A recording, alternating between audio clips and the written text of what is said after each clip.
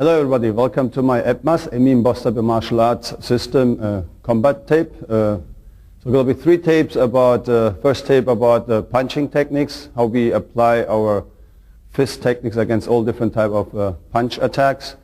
Tape 2 is mainly about kicks and multiple attackers and combinations like Thai box, kickbox kicks, how we defend ourselves.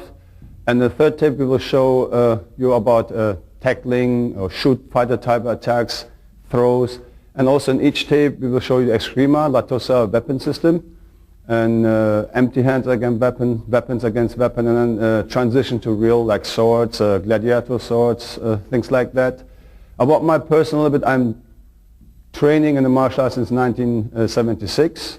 I did some taekwondo, Thai boxing, many years Turkish style wrestling, and Western boxing, but all this I have done to understand winchun and eskrima very well, so to apply against all this type of attacks, since my past has been quite a little bit violent. I've been raised in Germany, lots of street fights, being a foreigner, or nightclubs, being bouncer for 2 years, and all what I cared in my whole life is how can I defend myself effective as possible, and also have a style which is scientific enough and doesn't need rely on age or flexibility or force, because I'm going to be one day very old and I will still be able to defend myself effectively, and therefore I use the concepts of Wing Chun and eskrima, latosa weapon system, and that's what we're going to do today.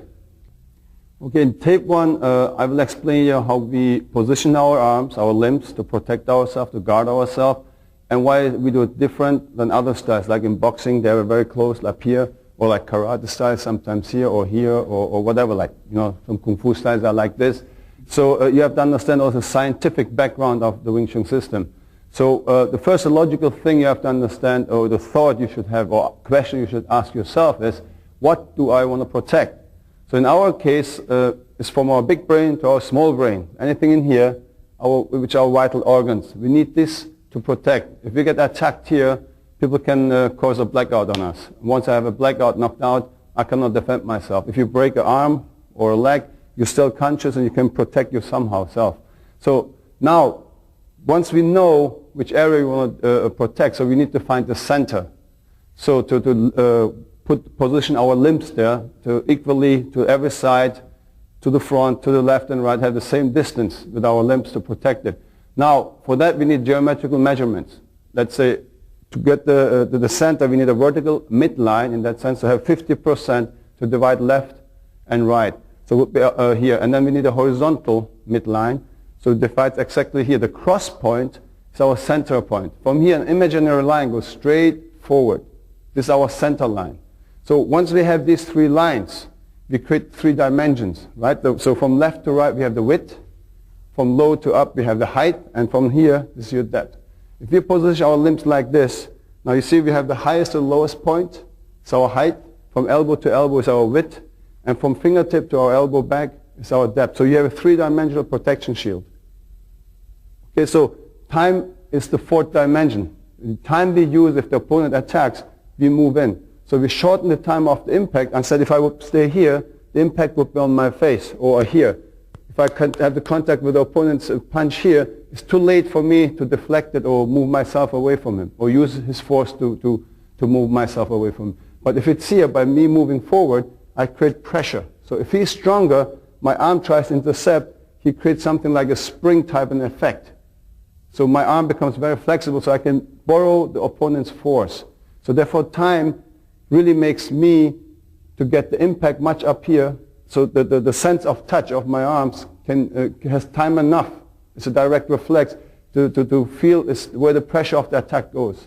So in our system, we don't care really about what type of attack he does. We care about angles. It's a back fist, like a diagonal angle, or circular hooks, or swing, or straight, like a jab, or a straight punch, or like a karate punch. Really doesn't matter, or a Wing Chun punch. So we have only these 3 type of angles: circular, diagonal, and straight. So here I'm going to demonstrate you a little bit the Wing Chun punches. So Michael, can I have you? So very, very simple. If Michael would give me a straight attack, so I would not punch like this. Okay? Or I would not punch like a boxer, or maybe this side. So if he punches with the shoulder, I punch with the shoulder, what you see is mostly this one. I hit you, you hit me technique. Therefore you look sometimes very handsome. You cannot fight like this. The idea is, because Wing Chun is being created for the average person. If you go back, the founders were two women. So they're not built strong, so they cannot afford to take a punch. So in my case, or Michael, we're professionals, so we train. But still, for the average person to have the chance relatively in his own environment where he every day goes out after work, he wants to protect in his own environment himself. So we're not teaching people to fight, let's say, Mr. Mike Tyson. Because if he wants to do that, he must train every day, 3 hours in the morning, 3 hours in the afternoon. So no break. Different food, different schedule of his life, but then he's professional again. So this is really for the average person in his own environment to defend himself. So he needs a very intelligent, very scientific, smart self-defense system. So if Mike would punch me, we keep our shoulders very straight, you see? So when you look at the general in boxing, your target is your face, your nose. If I punch, this is the longest, the jab is the longest weapon, but where's my face? So if I really look here, this is the length I'm using, this part. But in Wing Chun, we punch, we use the whole arm. So if he gives me a jab, I move in, my arm is always longer. So compare a jab. If I put my shoulder in, just like boxing, well, you have a lot of the time this type of situation in boxing. Okay? So also our force and our punch comes from the elbow, which I will go a little bit later into it, how we...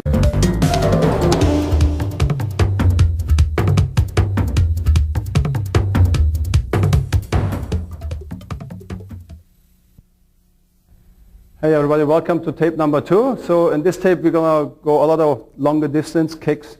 So before I go that far, I want you also to understand everything in ETMAS, Emin Boztepe martial arts system, we know what we talk about. So I don't want to criticize other styles as I mentioned earlier in the tape 1. It's about the attacks we may have to defend against ourselves. Okay, it's important. So also against the kicks, you will see that my students understand and I understand about other type of attacks. So Yanis will perform a little bit for you guys different styles. I just put the name so you understand what type of attacks is easier, but really the styles doesn't matter. So like capoeira, Thai, Muay Thai boxing, kickboxing, okay, like karate kicks. And then later on Michael will show typical Wing Chun kicks. They're less acrobatic, less flexible basically. And flexible in the sense of that you make splits. And then we go into application, show you how we use these things, okay? So enjoy it, Yanis.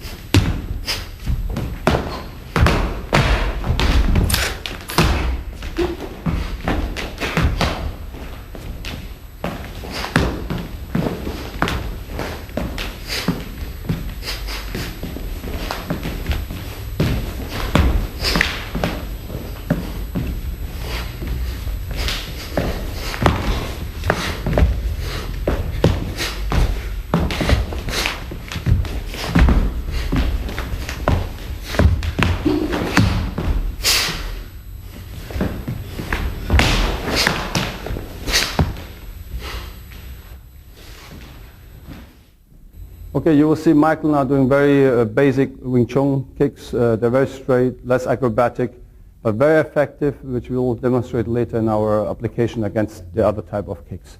Okay, please, Michael.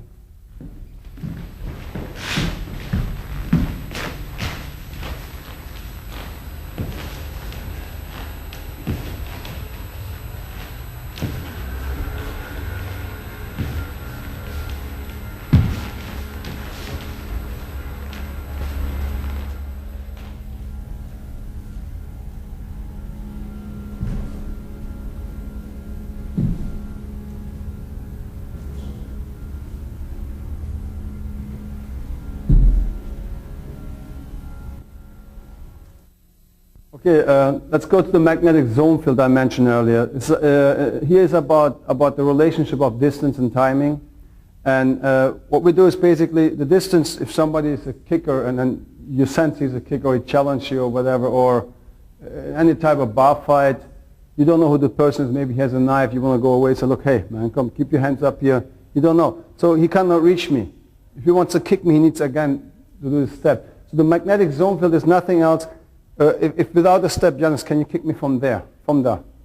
You see? So you cannot kick me. I'm safe. I can do all the funny things to him. Woo! You see? I don't care really. But what he needs to do is to step to kick me. When he steps, I step. Boom! I'm already in here. You see? So I let him step. His first step is his very slow motion. If he steps, his first preparation step to come with his attack to kick me. You see?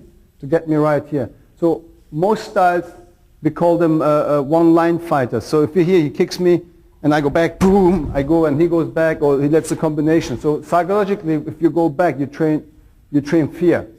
Okay, we as Wing Chun people, we know already, we have fear. I'm already know because somebody wants to attack me. Say, hey man, so inside is like this. So what we want to make fear become positive energy. Attack the person. Just like a rat being cornered, there's no hole to escape for him. He jumps at your face. So that's what's happening here. So if he makes the step to kick me, I just step at the same time. I'm already in. So he makes a step for me. I'm not anymore here. Slow motion. If I don't move, this is his target. He will just get to his target, you see? But the same thing again. If he moves, I move. Okay, just like a magnet. So once the longest weapon is his side kick probably, the stretched. So, and this is, to touch me or hurt me, he must stay there. So if you have that about here and you step, if he kicks over there, just from there, he can never touch me. He needs at least a step on that line or in that line. If he steps in that line, and I'm here. So he has no chance to catch me, okay? So it's all about timing in this case, okay? And the distance you understood already, so he needs that distance to hit me. And my timing is, if he moves, I move. Not backwards, I move forward, okay? So very, very simple. Of course, later on, we have our hand techniques, but I'll show you two things. The best is, of course, your footwork. If it's very well trained and your chain punches. Let's say he gives me a roundhouse kick. If I'm here, I'm in. I don't care about that kick. So the last thing, if you're very lazy, he comes, I just kick him, boom! So I don't need to step, which is effective too. But the problem is you have to chase the person afterwards. Okay, so as you see, it's a step, then it's a kick, but also we have our hand techniques, so we can mix it with the step together, which is actually very dangerous for the kicker, because the way he's going to drop is on his head. Of course, I'm not going to do it since I need Yanis still for future experiments. So if Yanis gives me the roundhouse kick, see, he rolls right down here and I can nail him down and then go after him, chase him, all right? We do all three as slow motion again. So let's have very slow motion. I can just step in, boom. As you see, just move in before he can get there. The second, if I'm too lazy, moves in, just kick his hips to prevent him from getting hurt. Or the last one is very easy with the hand technique, and you lift him. Okay, so very last one again. See, if we're gonna, you hit him down. Okay, so these are the things, and the same approach I have against, again, all type of kicks. As I said in tape 1 about angles, same as here. If he gives me a roundhouse kick, just in the air, so he gives me a swing like a hook. You see this and a round kick, it's the same angle. If he gives me a back fist, you see, or he gives me a hook kick, so it's the same thing for me basically. Or like a hammer, axe kick, whatever I call, diagonal kick, axe kick. See, I would just like a diagonal angle. Or a snap kick, which is like a jab, go straight forward, okay? So very important that you understand it's about angle, it's not about the attack itself. It really doesn't matter. So each of these techniques, let's say, if he gives me a snap kick, I can stop him, move in, okay? Or if he kicks me, just my footwork, move in. Or I can use my hand still, and I move in, just move in and drop him down and go after him. So all these three, very simple. Depends on your